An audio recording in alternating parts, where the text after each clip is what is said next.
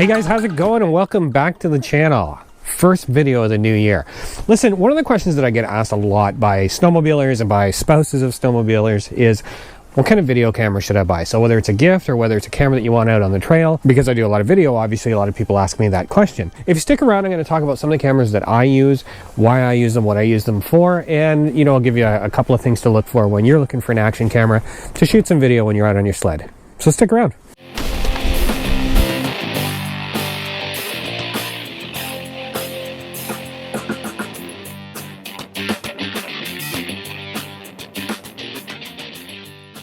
All right, so let's get started. There is a bunch of different cameras that I use, and I use them all for slightly different reasons. So the main camera that I use for most of my filming and most applications is the GoPro. Now, I love GoPro. I think they're a great camera. I know a lot of people think, they're overpriced. That usually happens, right? When you get an industry leader and they make a good product, you often get a lot of people that say, that's not really everything it's cracked up to be.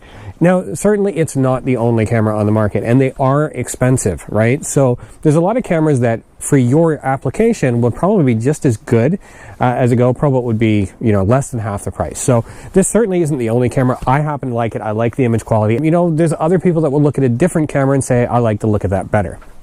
But the GoPro is the main one that I use. So it's the main one I use on my helmet. It's the main one that I use it's what I'm recording this on. I basically just use it for everything. I shoot time lapse with it. So I think it's a great camera. Okay, the next camera I'll show you is this Garmin Verb Elite.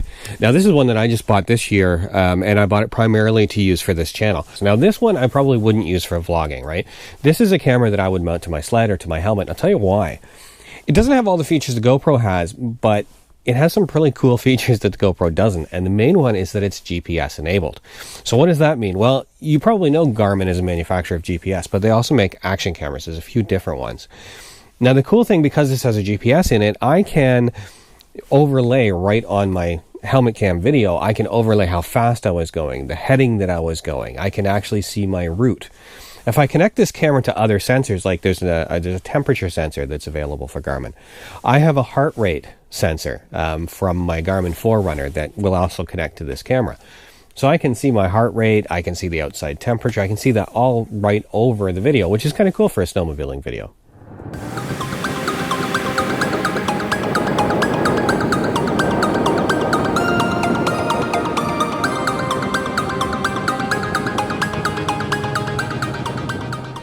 All right, now the last camera that I want to talk about is the camera in my iPhone. Now, I use this camera for one purpose specifically, and that's for extreme close-ups. Now, if you have a look at my spark plug video, for example, it's a how-to video, and when I do how-to stuff, I try to show you everything. So in the spark plug one, I wanted to show a clear shot of that spark plug sparking.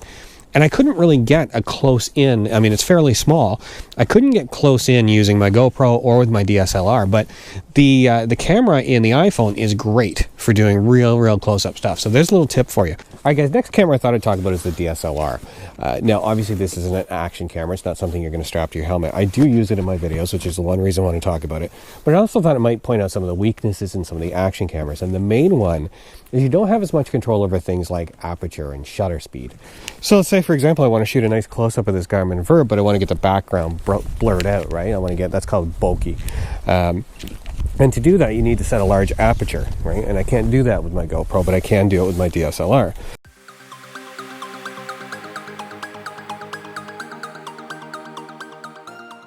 I'm not going to do sort of a side-by-side comparison of 10 different cameras and read off the different features because, firstly, there's a lot of videos that do that.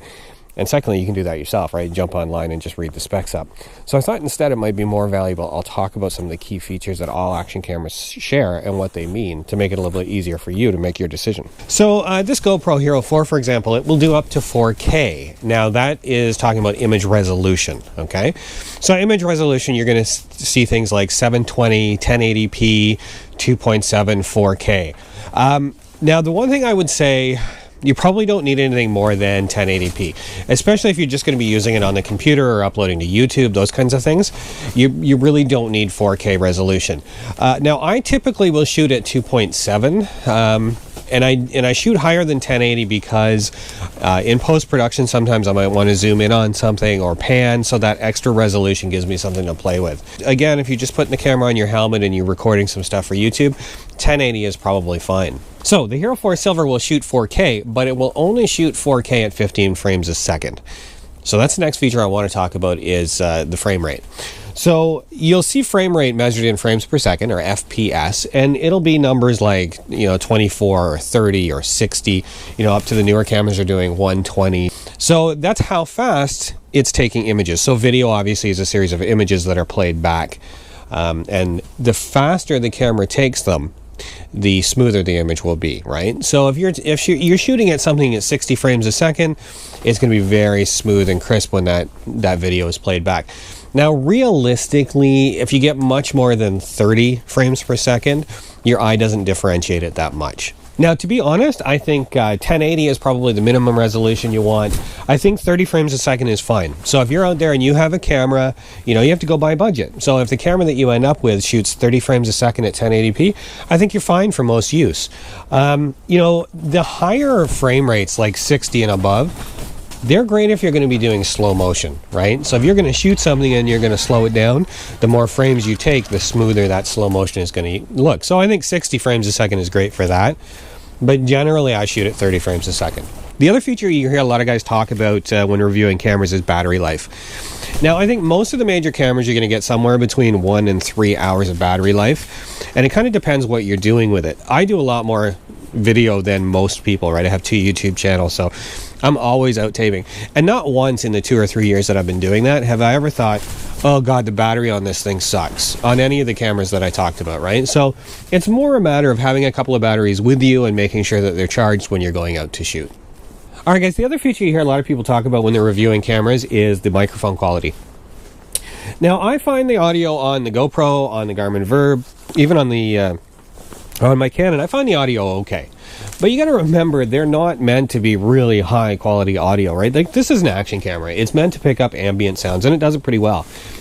If for your purposes you need really good audio, like the dialogue in a video like this, or if you're interviewing people, you're going to want to make sure that the camera you buy, you can plug in an external microphone. And that kind of caught me on the Canon T5 because I didn't even think to look at it. It had a port on the side I thought was a microphone port, but it was actually for the remote control.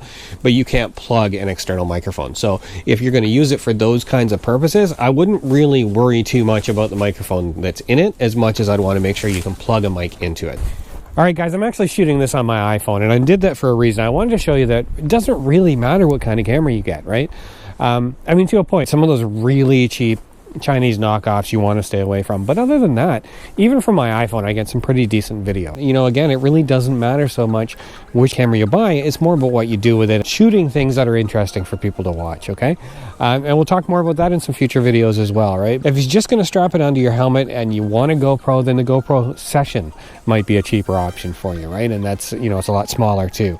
But, the Contour, the Ion, any of those cameras are going to be decent. So get out there, get a camera, and have some fun with it. All right, guys, I'm starting to get cold, so I'm going to head in and start editing some of this video for you. So until next time, I'm Dave Clark. Thanks for taking the time to watch.